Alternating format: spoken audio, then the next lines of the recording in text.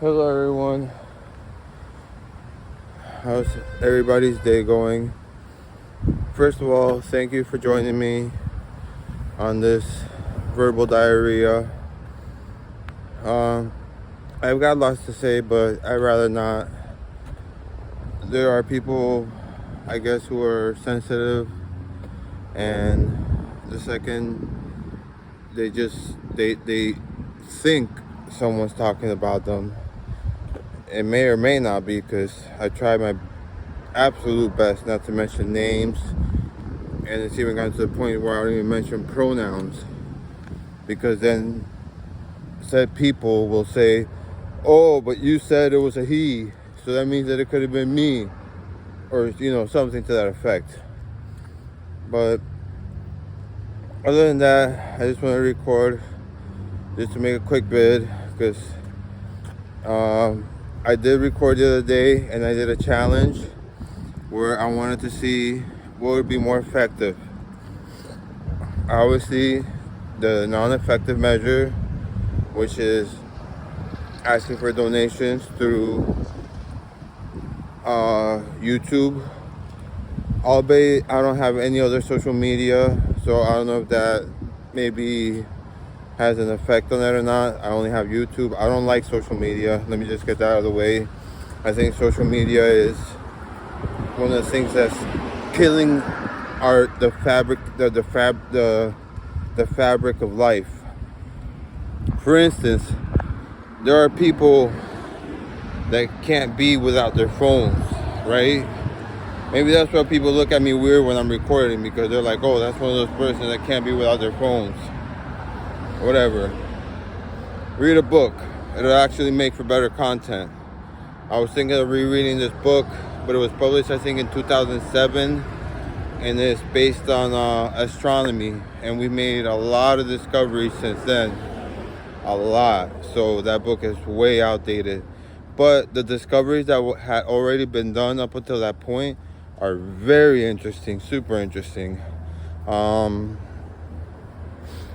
I linked the channel in one of my videos to a gentleman who really, the majority of his content was beats, like he makes music, but just like the beats. And then he made one video, which was like a short documentary, and the video itself was like 100 times better than all the content I make. And also I was surprised that the algorithm, sent me that. And also I got a comment saying that the algorithm sent me one of my shorts to one of the viewers. So I was very thankful for that. I even said thank you to the viewer. I tried to answer to all of the comments. There's been one comment though by, I'll just call him Mr. M. No, Mr. D. Let's call him Mr. D2, so that maybe he'll know who he is. I tried to reply to your latest comment, but YouTube is not allowing me to. As soon as I hit publish, I don't know if it's because I have it on iOS, but on the very bottom of the screen, look how deep this lake goes on this sidewalk. I have to go around.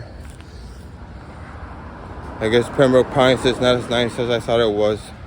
As soon as I try to submit the comment, it says something that I could barely read because on the bottom it's white, and then there's like a little in red letterings. It's something along the lines like it cannot be accepted or something. And I have barely enough room just to hit that red button so that it goes away. But I have been trying to reply to your comments, sir, or ma'am. And long story short, I don't think I'm at a cognitive level where I can give a thoughtful response to your answer. I would suggest to try to speak, if you attend university, try to speak to a professor about it. They could be a little bit more knowledgeable about it. But one thing that I did disagree with you on that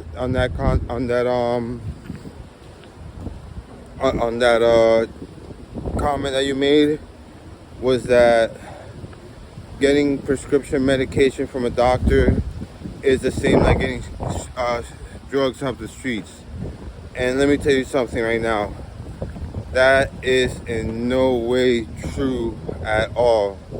Especially since we had that embargo or whatever it was, that thing with China. And China has had a long history of opioids, especially when the British tried to get all the Chinese people hooked on opium. That was before morphine was derived, I believe, and before obviously morphine was turned into heroin.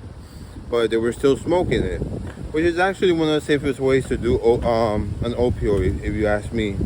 I would compare it to smoking marijuana as far as side effects, but it's just highly more addictive, very more addictive.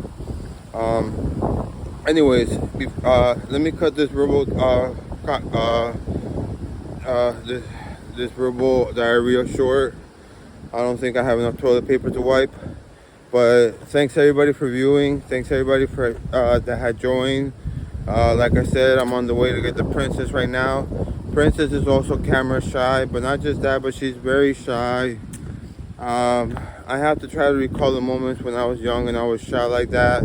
But you know, it's hard to explain. Another thing I don't like is parenting without setting an example. That I really dislike. Like when a parent will say, "Oh honey, do this, do that, or you should do this, you should that, you should do that," but then the parent themselves will just sit there and do nothing. They don't practice what they preach. That's something that kind of like, you know, I really don't like it, because it doesn't really send signals.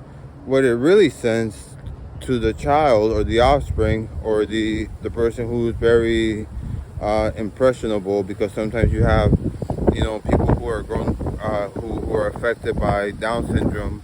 So even though they're old, their mental capacity is that of maybe like a 13, 14, 15-year-old. So whoever is the person that's impressionable, they're not getting mixed messages. The message they're getting is, okay, well, if my caregiver is doing this, then I can do the same. There's no repercussions to it. All right, thanks so much for watching. Love you guys. Ciao.